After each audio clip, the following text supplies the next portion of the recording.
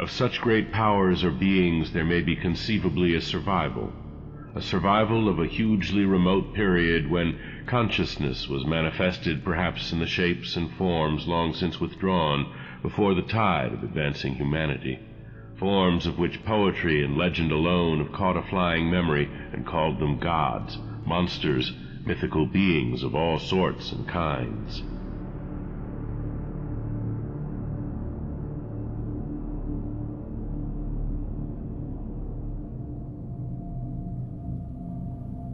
The most merciful thing in the world, I think, is the inability of the human mind to correlate all its contents. We live on a placid island of ignorance in the midst of black seas of infinity, and it was not meant that we should voyage far. The sciences, each straining in its own direction, have hitherto harmed us little. But someday the piecing together of dissociated knowledge will open up such terrifying vistas of reality and of our frightful position therein that we shall either go mad from the revelation or flee from the deadly light into the peace and safety of a new dark age. Theosophists have guessed at the awesome grandeur of the cosmic cycle wherein our world and human race form transient incidents. They have hinted at strange survivals in terms which would freeze the blood if not masked by a bland optimism. But it is not from them that there came the single glimpse of forbidden eons which chills me when I think of it and maddens me when I dream of it. That glimpse, like all dread glimpses of truth, flashed out from an accidental piecing together of separated things. In this case, an old newspaper item and the notes of a dead professor. I hope that no one else will accomplish this piecing out. Certainly, if I live, I shall never knowingly supply a link in so hideous a chain. I think that the professor, too, intended to keep silent regarding the part he knew, and that he would have destroyed his notes had not sudden death seized him. My knowledge of the thing began in the winter of 1926-27 with the death of my granduncle, George Gamble Angel, Professor Emeritus of Semitic Languages in Brown University, Providence, Rhode Island. Professor Angel was widely known as an authority on ancient inscriptions and had frequently been resorted to by the heads of prominent museums, so that his passing at the age of 92 may be recalled by many. Locally, interest was intensified by the obscurity of the cause of death. The professor had been stricken whilst returning from the Newport boat, falling suddenly, as witnesses said, after having been jostled by a nautical-looking Negro who had come from one of the queer dark courts on the precipitous hillside which formed a shortcut from the waterfront to the deceased's home in Williams Street.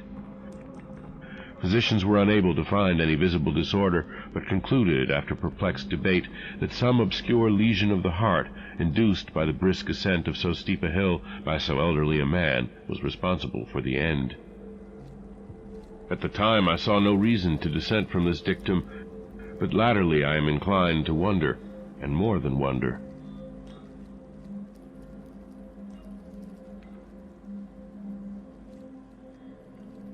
As my granduncle's heir and executor, for he died a childless widower, I was expected to go over his papers with some thoroughness, and for that purpose moved his entire set of files and boxes to my quarters in Boston. Much of the material which I correlated will be later published by the American Archaeological Society, but there was one box which I found exceedingly puzzling, and which I felt much averse from showing to other eyes. It had been locked, and I did not find the key till it occurred to me to examine the personal ring which the professor carried always in his pocket. Then indeed I succeeded in opening it, but when I did so seemed only to be confronted by a greater and more closely locked barrier. For what could be the meaning of the queer clay bas-relief and the disjointed jottings, ramblings, and cuttings which I found? Had my uncle in his latter years become credulous of the most superficial impostures? I resolved to search out the eccentric sculptor responsible for this apparent disturbance of an old man's peace of mind. The bas-relief was a rough rectangle less than an inch thick and about 5 by 6 inches in area, obviously of modern origin. Its designs, however, were far from modern in atmosphere and suggestion, for although the vagaries of cubism and futurism are many and wild, they do not often reproduce that cryptic regularity which lurks in prehistoric writing. And writing of some kind the bulk of these designs seemed certainly to be.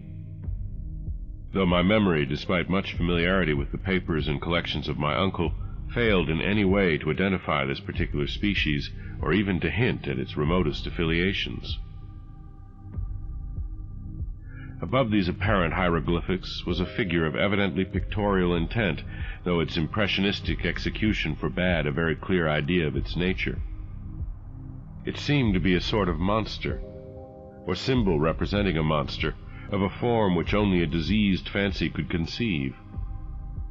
If I say that my somewhat extravagant imagination yielded simultaneous pictures of an octopus, a dragon, and a human caricature, I shall not be unfaithful to the spirit of the thing. A pulpy, tentacled head surmounted a grotesque and scaly body with rudimentary wings, but it was the general outline of the whole which made it most shockingly frightful. Behind the figure was a vague suggestion of a cyclopean architectural background. The writing accompanying this oddity was, aside from a stack of press cuttings, in Professor Angel's most recent hand, and made no pretense to literary style. What seemed to be the main document was headed Cthulhu Cult, in characters painstakingly printed to avoid the erroneous reading of a word so unheard of. The manuscript was divided into two sections, the first of which was headed 1925, Dream and Dream Work of H.A. Wilcox, 7 Thomas Street, Providence, Rhode Island, and the second, Narrative of Inspector John R. LaGrasse, 121 Bienville Street, New Orleans, Louisiana. At 1908 AAS meeting, notes on same, and Professor Webb's account.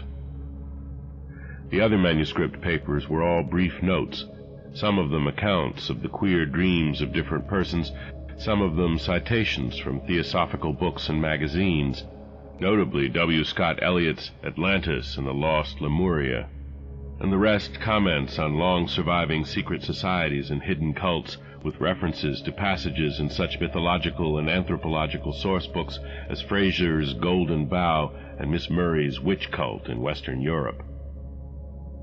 The cuttings largely alluded to outre mental illnesses and outbreaks of group folly or mania in the spring of 1925. The first half of the principal manuscript told a very peculiar tale.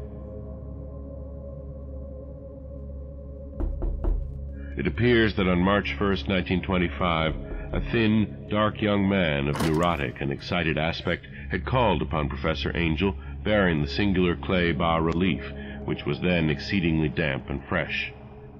His card bore the name of Henry Anthony Wilcox, and my uncle had recognized him as the youngest son of an excellent family slightly known to him, who had latterly been studying sculpture at the Rhode Island School of Design and living alone at the Fleur-de-Lis building near that institution. Wilcox was a precocious youth of known genius but great eccentricity, and had from childhood excited attention through the strange stories and odd dreams he was in the habit of relating. He called himself psychically hypersensitive, but the staid folk of the ancient commercial city dismissed him as merely queer. Never mingling much with his kind, he had dropped gradually from social visibility and was now known only to a small group of aesthetes from other towns. Even the Providence Art Club, anxious to preserve its conservatism, had found him quite hopeless. On the occasion of the visit, ran the professor's manuscript, the sculptor abruptly asked for the benefit of his host's archaeological knowledge in identifying the hieroglyphics on the bas-relief. He spoke in a dreamy, stilted manner which suggested pose and alienated sympathy, and my uncle showed some sharpness in replying, for the conspicuous freshness of the tablet implied kinship with anything but archaeology. Young Wilcox's rejoinder, which impressed my uncle enough to make him recall and record it verbatim, was of a fantastically poetic cast, which must have typified his whole conversation, and which I have since found highly characteristic of him. He said, "It is new indeed, for I made it last night in a dream of strange cities, and dreams are older than brooding Tyre or the contemplative Sphinx or garden-girdled Babylon." It was then that he began that rambling tale which suddenly played upon a sleeping memory and won the fevered interest of my uncle. There had been a slight earthquake tremor the night before, the most considerable felt in New England for some years, and Wilcox's imagination had been keenly affected.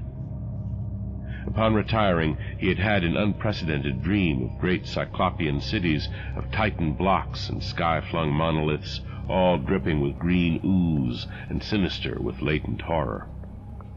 Hieroglyphics had covered the walls and pillars, and from some undetermined point below had come a voice that was not a voice, a chaotic sensation which only fancy would transmute into sound, but which he attempted to render by the almost unpronounceable jumble of letters, Cthulhu Photography.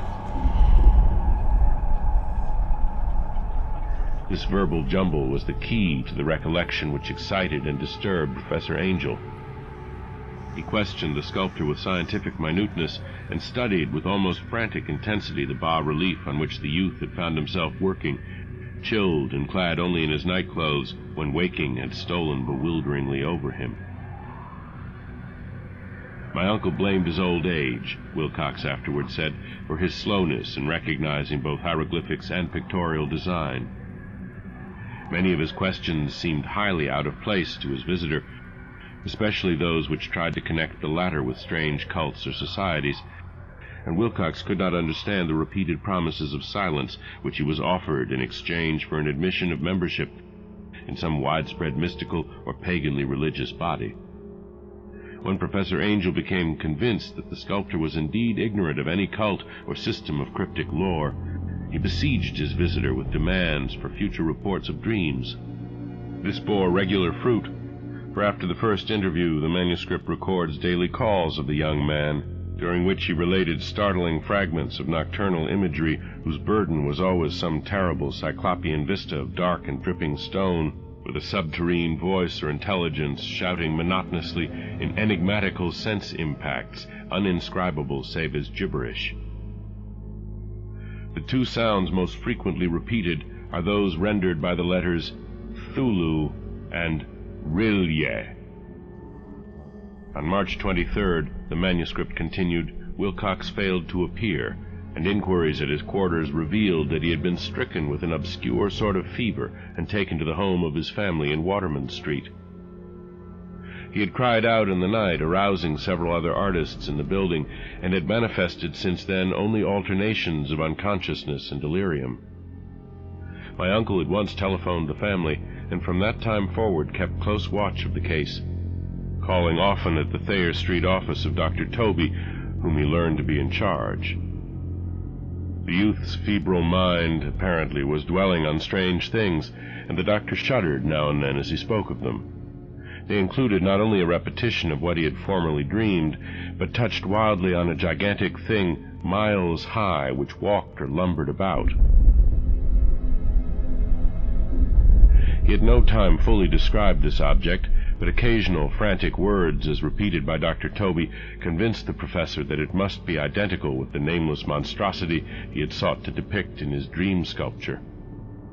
Reference to this object, the doctor added, was invariably a prelude to the young man's subsidence into lethargy. His temperature, oddly enough, was not greatly above normal, but his whole condition was otherwise such as to suggest true fever rather than mental disorder. On April 2nd, at about 3 p.m., every trace of Wilcox's malady suddenly ceased. He sat upright in bed, astonished to find himself at home, and completely ignorant of what had happened in dream or reality since the night of March 22nd. Pronounced well by his physician, he returned to his quarters in 3 days, but to Professor Angel he was of no further assistance. All traces of strange dreaming had vanished with his recovery, and my uncle kept no record of his night thoughts after a week of pointless and irrelevant accounts of thoroughly usual visions.